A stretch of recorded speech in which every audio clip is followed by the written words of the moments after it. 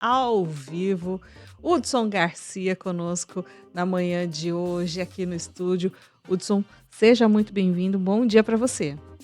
Muito bom dia, Karina. Muito bom dia a toda a nossa equipe aqui. Um bom dia especial a todos que nos acompanham aqui na Rádio CBN Campo Grande. Hudson, e são vários assuntos, né? Porque a gente está só no comecinho de 2025 e tem aí notícia do aumento do salário mínimo, que passou de 1.412 para R$ 1.518. Também, início de ano, tem as despesas, os compromissos, né, anuais aí do contribuinte com IPTU, IPVA e uma série de situações que acabam vindo num efeito cascata com toda essa situação. Reajuste do salário mínimo, os impostos do início do ano e no começo do jornal a gente ainda comentou aqui, né, que as famílias já começam aquele estudo estratégico para conseguir dar conta do material escolar das crianças, né? É um combo difícil de lidar nesse começo de ano, né, Hudson? Olha, Karina, 2025 vem realmente desafiador, né? No final do ano, a gente teve aí realmente algumas notícias que acabaram impactando agora, bem no início do ano. E aí nós estamos falando não só de forma macro, né? Não fora do Brasil, mas também propriamente dentro, que acabaram impactando alguns indicadores que nesse início de ano estão prejudicando principalmente a questão de precificação. A gente tem aí um dólar que acabou indo para a estratosfera, né, atingindo acima dos R$ 6,20, e o impacto direto é causado no aluguel, para quem vai comprar, por exemplo, material escolar, isso tem um impacto também. E é óbvio, né, além disso, nós tivemos aí eleições municipais com troca de secretários, com novas gestões que estão entrando agora, e é óbvio, né, entra a questão das dívidas públicas, entra também a questão da dívida pública federal, e por conta disso que a gente percebe realmente um 2025 até certo ponto pessimista, né? Quando a gente analisa, por exemplo, o Boletim Focus, que projeta aí um dólar a R$ 6 até o final do ano e uma taxa Selic a 15%, que impacta direto no mercado de crédito, dificultando. Ou seja, né, a gente, além das notícias de 25, que já começam desafiadoras, ainda tem a soma do que ficou de 2024 e que, é claro, né, essa mudança de calendário anual, ela não Eu di- significa muita coisa, né? Diria eu que a gente está vivendo uma ressaca, né? Do final do ano Puxa de vida, 2024. olha que ressaca. Hudson, vamos lá. Então, falando de 2025 mais especificamente, esse anúncio do novo salário mínimo em vigor desde o dia 1º de janeiro, o Uhum. que que isso significa de fato, né? E o que é levado em consideração quando o governo ele define o valor do reajuste do salário mínimo, por Olha, exemplo? a estratégia de realmente vincular esse aumento do salário mínimo superior ao crescimento do PIB e inflação, isso já traz ganho real para a população. E por conta disso, 1.518, né, que 1.518. foi o salário mínimo, ele já traz um ganho pequeno, mas um ganho real a todos que hoje têm esse tipo de reajuste. O olhar agora é mais propriamente para a questão da cesta básica, o que cada um consome. Porque, às vezes, você fazer o reajuste simplesmente do salário mínimo e acrescentar 2 ou 3 pontos percentuais não é suficiente. Por exemplo, se você tem uma cesta básica que é recheada de proteína animal, que teve um aumento do preço de mais de 20% nos últimos meses. Ou se você tem aí o consumo excessivo de frutas secas, que também teve um aumento de mais de 19%. Então, o aumento do salário mínimo, ele só reflete uma renda real dependendo do tipo de cesta de consumo que cada um tem. Os reajustes que vão ser feitos agora, no início do ano, e aí a gente recebe já algumas contas reajustadas, elas podem ser até superior a esse ganho que teve o salário mínimo, logo, esse ganho real acaba desaparecendo ou até mesmo ficando negativo. Pois é, né? E aí, nesse sentido, a gente consegue quantificar qual é a parcela da população que consegue ter, de fato, eh, uma soma desse mínimo aí que impacta positivamente, ou isso acaba pulverizando e quase ninguém é beneficiado, Hudson? Qual que Olha, é a sua análise? eu entendo que, vamos dizer assim, Hoje, se pegar Campo Grande, por exemplo, grande parte da população ela tem uma renda média de um salário mínimo e meio.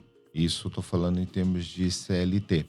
Então, só se nós imaginarmos que Campo Grande é a terceira cesta básica mais cara do Brasil, em decorrência de logística, em decorrência de fatores como própria questão da inflação, esse ganho real ele acaba desaparecendo.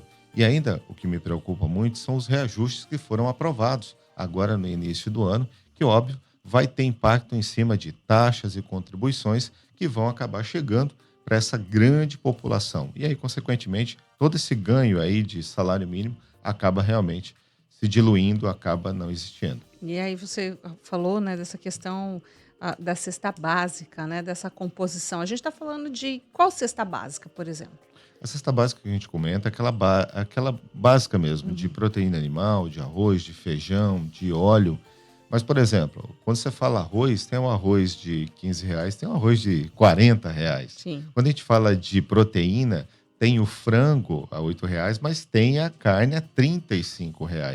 É esse tipo de escolha que a gente comenta da questão da cesta de consumo. A gente fala de cesta básica, mas está muito ligado à cesta de consumo. Então, cada um tem um perfil de consumo. E esse consumo dita o quanto você vai ter de orçamento para poder estar buscando esse recurso. A gente percebe que algo essencial, como energia elétrica, como água, como carne bovina, teve aumentos bem superiores a esse que foi dado no salário mínimo. Consequentemente, se as pessoas continuarem a ter o consumo desses itens, esse recurso que foi dado a mais, esse recurso que foi dado como aumento, ele realmente não vai fazer nenhum efeito. Hudson, a gente pega aqui o boletim, né, o último, inclusive, divulgado pelo DIEESE, que é o Departamento Intersindical, que faz o levantamento mensal aí da cesta básica e apresenta aí, então, esses números estatísticos em relação ao impacto da cesta básica nas capitais, né, nas principais capitais pesquisadas aí mensalmente. E já no relatório, eles indicam assim que o salário mínimo necessário para a manutenção de uma família de 4 pessoas no mês de novembro deveria ter sido de R$ 6.959,31. E olha só o que é interessante nisso, Karina. A gente nem está considerando, nesse cálculo, o desconto do imposto de renda. Né? Então, assim, provavelmente esse valor é ainda muito maior. E quando se olha esse valor, é importante que os nossos ouvintes tenham em mente que a gente está considerando o básico, nada estratosférico. Nós não estamos falando de comer picanha todo final de semana, não. É uma cesta básica para 4 pessoas, uma família de pai, mãe e 2 filhos. E é que esses ajustes estão sendo feitos tão fortemente no decorrer dos últimos 3 anos, e eu digo de precificação, de alimentação, que impacta direto nessa questão propriamente da renda, que aí nós chegamos a números como esse, de mais de R$ 6.000. E este ano ainda, provavelmente a gente vai ter uma surpresa, principalmente para quem tem aluguel, para quem vive de aluguel, que vai ter um ajuste um pouco mais robusto, bem maior que os 4% do IPCA. Se a gente pegar essa análise ainda do salário mínimo e pegando os últimos anos, né? Salário mínimo que anualmente ele precisa, na verdade, ser reajustado, corrigido, né? O que foi apresentado hoje, esse ano, de reajuste, ele vem numa crescente positivo? Como é que você analisa isso? Ou não? Ele é menor do que os últimos anos? Na verdade, ele é maior quando ele ajusta um crescimento do PIB acima da inflação, porque ele dá uma ideia de ganho real.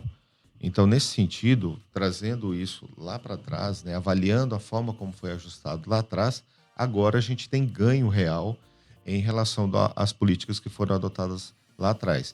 É que nós estamos vivendo num momento de processo inflacionário. Então, por conta disso, nós não estamos sentindo isso no comércio ou na indústria. Esse ganho a mais de renda real não está sendo revertido na aquisição de produtos e serviços que dinamizam a economia. Agora, quando esta inflação, ou se esta inflação tivesse dentro da meta estipulada de 3%, aí é óbvio, esse ganho real estaria sendo revertido em mais aquisição de produtos e serviços, e aí a gente teria principalmente um consumo das famílias muito mais acelerado. Recentemente, inclusive, a gente esteve aqui, né, realizando entrevista com o presidente da Câmara dos Dirigentes Lojistas, Adelaido Villa, e ele comentava da dificuldade, muitas vezes hoje, do consumidor, né, que fazendo as suas compras de final de ano, aquilo que ele comprava em 2023, por exemplo, por um valor X, em 2024 ele comprava com aquele mesmo valor, só que ele levava para casa menos produtos, né? E aí são dois fatores cruciais. O primeiro fator é propriamente a questão da renda e a determinação do que é essencial para você. Então, o que é essencial? É alimento. O que é essencial? Energia elétrica. O que é essencial? É água, é aluguel. E isso aumentou o preço, logo já corroeu um pedaço da renda. Um outro fator também, Karina, que é importante todos entenderem, é a questão da crise no crédito. A gente está vivendo um momento muito difícil na questão de disponibilidade de crédito.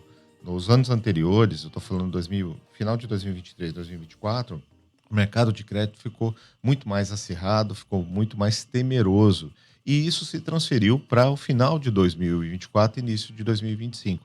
Então, hoje, com a mesma renda, você tem um processo muito mais rigoroso para a concessão de crédito. Então, no final do ano, aquelas pessoas, ainda mais com mais de 80% das Sim. famílias endividadas e mais de 30% que não irão pagar suas contas em dia. Logo, o mercado ficou bastante receoso nessa questão da concessão. Então, eu tenho um processo inflacionário que corrói a renda e, de um outro lado, eu tenho um crédito mais restrito. Logo, as pessoas tiveram mais dificuldade de fazer essas compras no final do ano. Ou seja, tiveram que preservar aquilo que era essencial. E aí, pensando naquilo que é essencial, a gente também tem os compromissos anuais de começo de ano.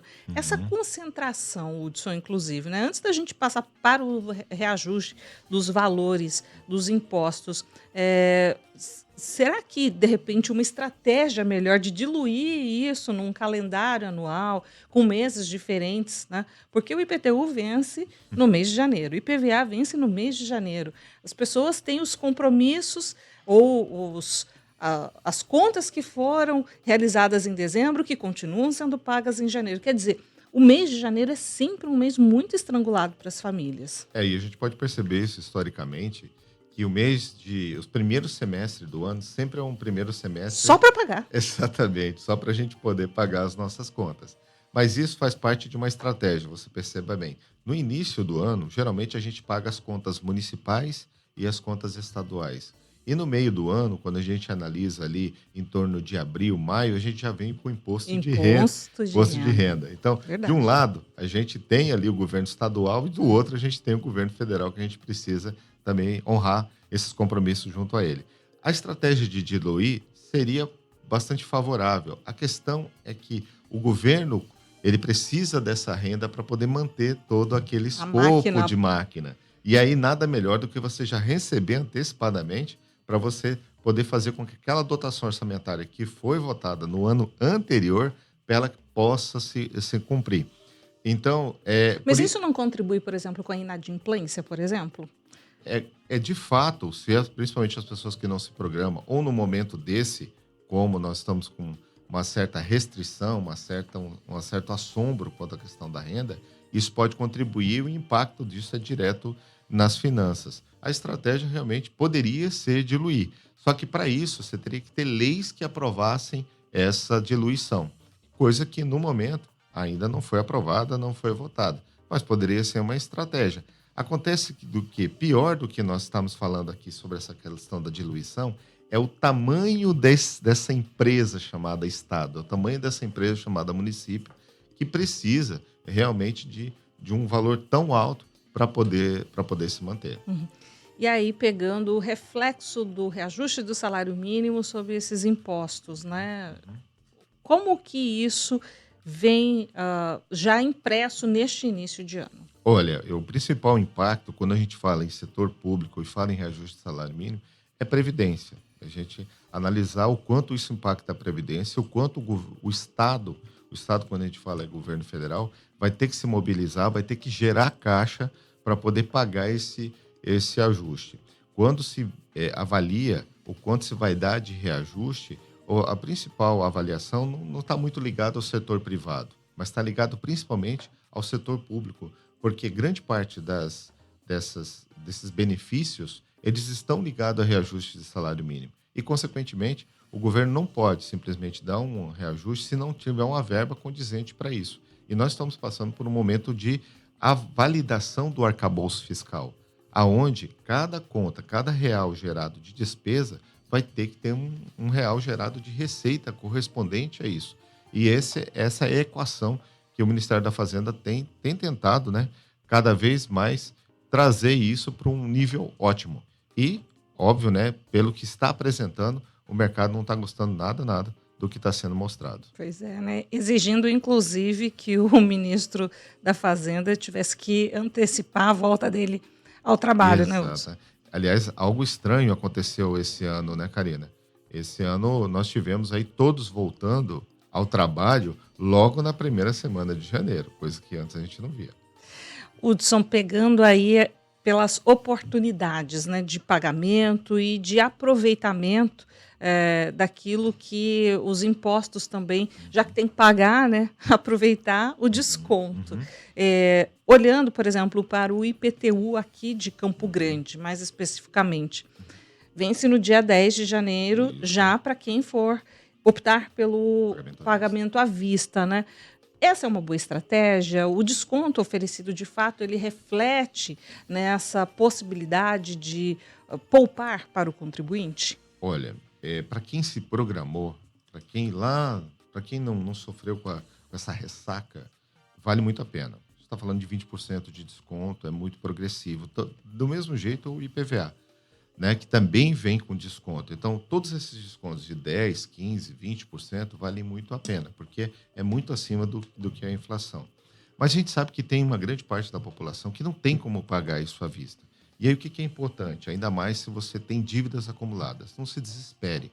A ideia é realmente você fazer uma avaliação do acumulado de dívidas que você consegue, que você tem, na questão do que é essencial, e aí nós estamos falando de água, luz, energia, IPVA, PTU, são essenciais para você Sim. fazer o parcelamento, encaixar essa parcela dentro do seu orçamento, e para cartões de crédito ou para lojas, fazer uma reprogramação, fazer uma renegociação dessa dívida e diluir ela ao longo do tempo. E o mais importante, conseguiu fazer essa programação? Não faça mais dívida. O ano já é bastante desafiador. Você não precisa de mais isso para perturbar a sua vida, né? Não, eu acho o maior barato, viu, Hudson? E as redes sociais contribuem com isso, né? Muitas vezes satirizando realmente esse momento do desafio, né? De escolher qual vai ser a conta paga no mês, né? É o sorteio. As pessoas fazem um sorteio ali, né? E satirizam, fazendo a roleta de qual boleto vai ser o escolhido para o pagamento naquele mês específico, né? Perfeitamente. Então, o brasileiro acaba tirando, né, o bom humor, inclusive, desse momento difícil. Você falou também do IPVA. O IPVA, o desconto oferecido aqui em Mato Grosso do Sul, ele também reflete, segue essa mesma análise do IPTU, por exemplo? Olha, para esse ano, eu vou te dizer o seguinte: qualquer desconto é válido. Qualquer desconto é válido, porque isso é ganho real. Então, se você puder antecipar e pagar com desconto, faça isso. No momento em que você tiver que comprar, se você puder ganhar, conseguir 3%, 5%, faça isso também. Porque, afinal de contas, é renda real que vai para dentro do seu bolso. Da mesma forma, se você tem uma conta que está pegando muito seu dinheiro. Estou com um Aham. cartão de crédito que eu estou pagando juros muito altos. Renegocie para poder travar realmente esse montante que você está devendo e jogar ele por juros mais baratos. Tem algumas estratégias, e pegando até aqui um pouquinho de educação financeira contigo, viu, Hudson?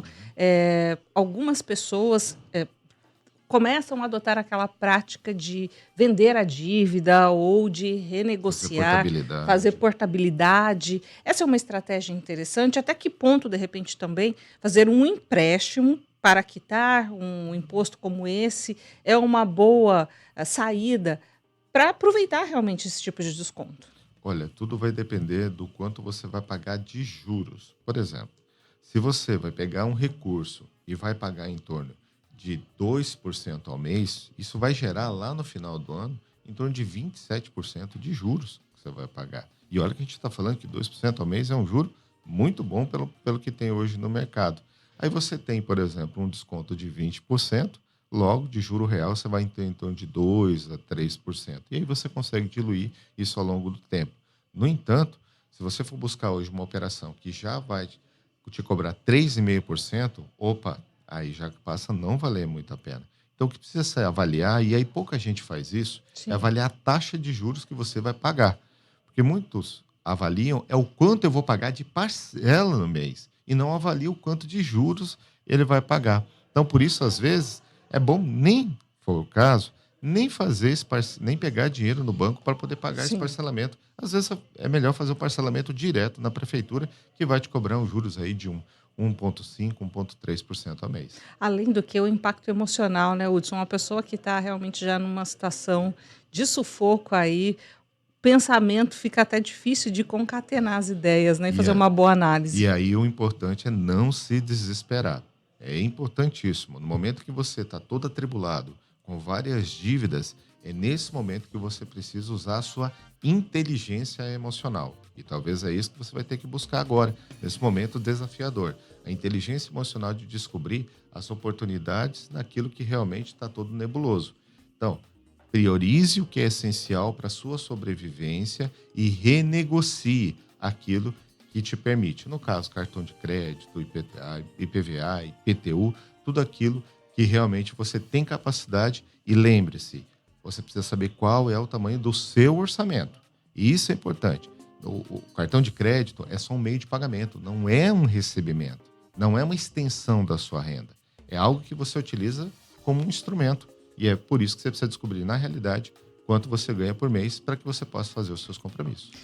Hudson, sempre muito bom te receber presencialmente aqui e é uma satisfação enorme a gente poder tirar esses esclarecimentos com você aqui no estúdio, mas eu quero que você deixe uma mensagem, afinal você já passou aí várias dicas, né? Mas Isso. deixe uma mensagem aí de 2025 para quem está começando esse ano, está estudando ainda qual a melhor estratégia, o que dá para fazer ainda nesse começo de ano. 2025, a todos que nos ouvem, ele se mostra bastante desafiador.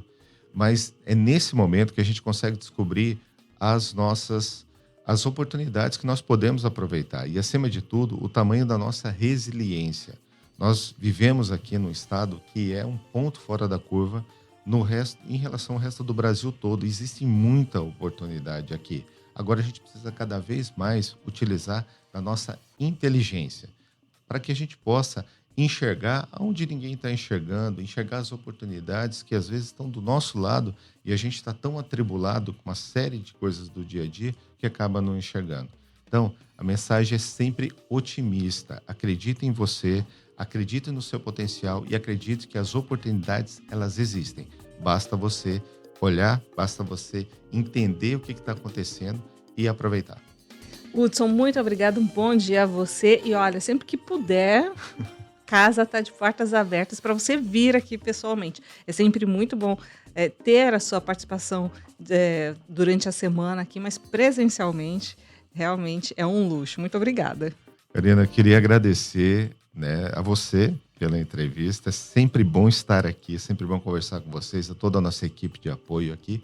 E eu queria desejar aí a todos um 2025 com muitas conquistas, muita resiliência, muita saúde e paz. Porque a prosperidade, cada um de nós podemos buscar. Demais. Hora do intervalo, notícias nacionais e a gente volta já.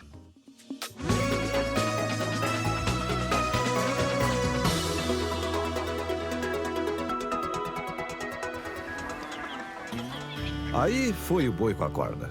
Quero ver a cotação no milho como tá, mas cadê que tem o tempo? E os cursos disponíveis na minha cidade. Mas olha, tô resolvendo tudo aqui no aplicativo do Senar. Dá para saber as últimas notícias, a cotação do agro e muito mais. Quer facilidade no agro? Tá na mão. Aplicativo Senar MS. Baixe agora. Medicamentos vencidos ou que não estão mais em uso não devem ser descartados no lixo comum e muito menos na pia, vaso sanitário, ralo, entre outros locais da casa ou na rua. Vamos juntos preservar o meio ambiente e a nossa vida. Descarte os medicamentos nas unidades de saúde mais perto de você. uma campanha do Conselho Regional de Farmácia de Mato Grosso do Sul. Verão com ofertas Comper. Tudo para você desfrutar o melhor da estação e curtir o clima com muita economia. Confira. Paleta ou pernil suíno quilo 14,89. Paleta e peito bovino no Voon quilo 23,89. Colchão duro ou colchão mole quilo no Voon 36,89. Linguiça perdigão suína quilo 16,90. Sobrecoxa de frango sadia 1 quilo 11,98. Tem ainda mais vantagens com Voon Card. Verão com ofertas Comper. Aproveite cada momento. Repórter CBN.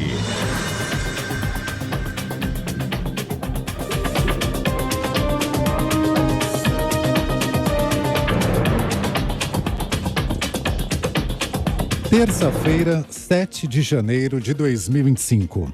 O dólar comercial opera em baixa. No pregão de hoje, os investidores aguardam a divulgação de novos dados da economia dos Estados Unidos, sobretudo do mercado de trabalho. O desempenho pode ser determinante para as próximas decisões do Banco Central Americano, o Federal Reserve, sobre as taxas de juros do país. Ainda repercute a reportagem do jornal Washington Post, segundo a qual a gestão do presidente eleito do país, Donald Trump, estuda adotar tarifas de importação apenas para setores-chave de segurança dos Estados Unidos, como energia e defesa bélica. Trump desmentiu a informação numa rede social. O mercado, no entanto, continua reagindo bem à notícia divulgada pelo veículo de comunicação. No momento, o dólar comercial está em queda de 0,58%, negociado a R$ 6,07. A Bolsa de Valores de São Paulo opera em alta de 0,83%, com 121.014 pontos.